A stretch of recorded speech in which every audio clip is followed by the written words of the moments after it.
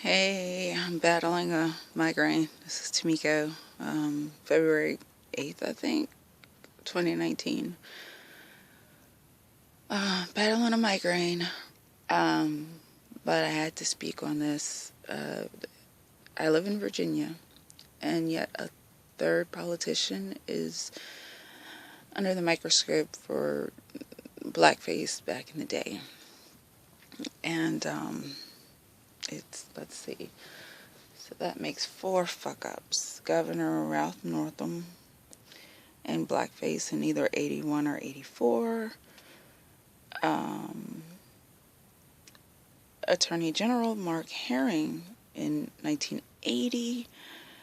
Senator Tommy Normant was in blackface. He was a yearbook editor, and his yearbook was laced with slurs and blackface, and clearly he was the editor, so he knew about it.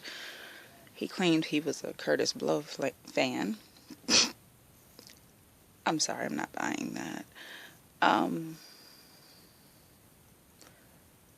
I am offended. I really am. And I'm upset, and at this moment not proud to be from Virginia. Shit, I look crazy. Anyways, that being said,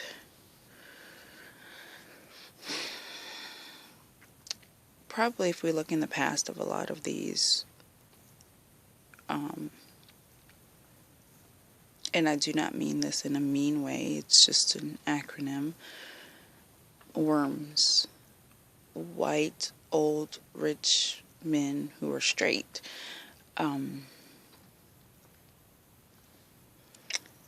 If we look in the past of a lot of them, especially the politicians, we're going to find a lot of blackface and things like that. Racial.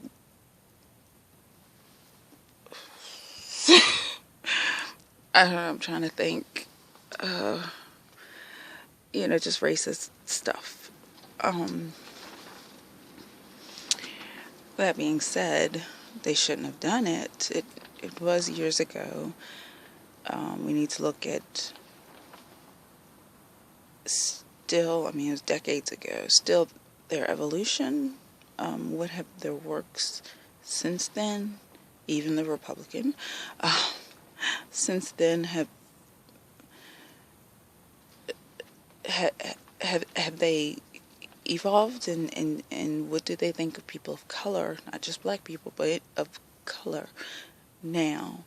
Have they helped people of color, the community? I have to do some more research, but this is kind of a knee-jerk reaction right now. And then also, what I'm also definitely offended by, the Lieutenant Governor, Justin Fairfax. And he's accused of sexual assault. And that was 15 years ago. And that definitely puts a bee in my bonnet. Being a black woman,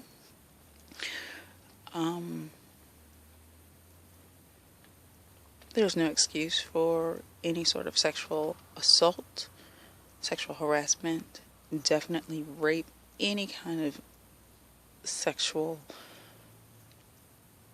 advance that is unwarranted. So that is definitely upsetting to me. And this is a black guy, a young black guy, so I'm not just picking on the worms. I'm not just picking on Republicans. I'm picking on these men because men, and I'm not man bashing, men who obtain power tend to think they're untouchable and they can do whatever they want. And it's a new age. The future is female. Still not man bashing totally. But I'm very disappointed in my politicians, my Democrat politicians. Doesn't mean I'm going to not be a Democrat anymore, but I'm disappointed in them, and I'm disappointed in the Attorney General. It's like, what are we going to keep finding people who have fucked up in their past? I'm going to wind up the governor. This is crazy. Killing me, killing my brain. Gotta do more research. I might be back on here later, but this is insane. I've made 2 videos, one about Northam when that story first broke, and Liam Neeson when his story broke, and I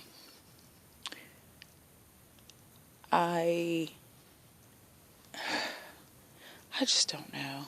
I'm exhausted.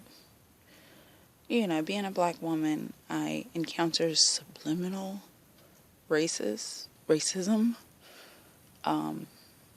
frequently. You can sense it. You know it.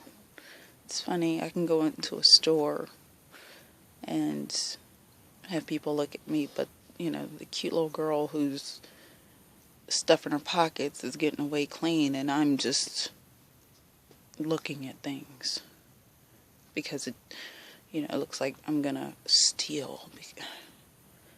I didn't know the color of my skin was a weapon. Made people nervous. That's upsetting.